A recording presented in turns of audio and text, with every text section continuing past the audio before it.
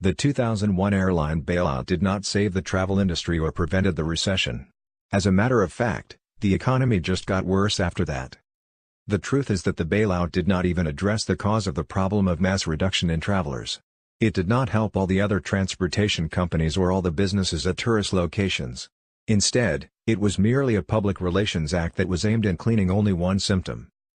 8 Cats offered an alternative that was aimed in fixing the causes of all the problems by filling up the entire travel industry and all the transportation companies and preventing all the mass layoffs that caused the recession. His offer had 3 phases. A. Government should have claimed mass number of high-discounted flight tickets in exchange for the bailout to give them to employees around the country to go on few days vacation. B. Those employees would have filled up the tourist locations and all their related businesses.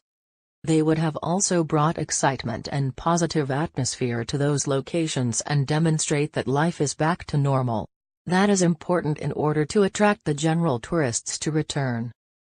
C. Companies around the country would have avoided layoffs as long as enough of their employees, let's say 3% at any given time, were on vacation.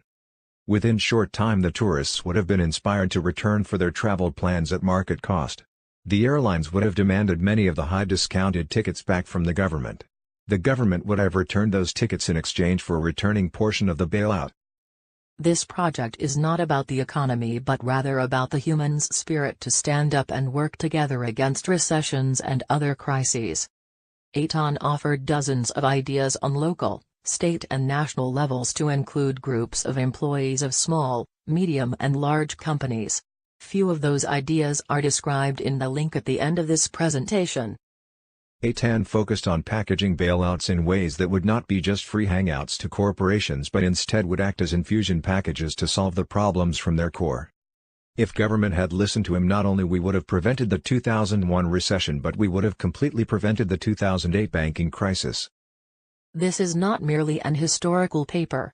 It is a must-read article that talks about problems that will only get worse unless we all make serious changes that would save millions in the future.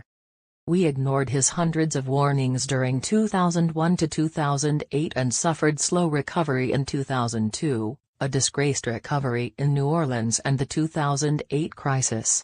It is time to back his project and protect millions in the future.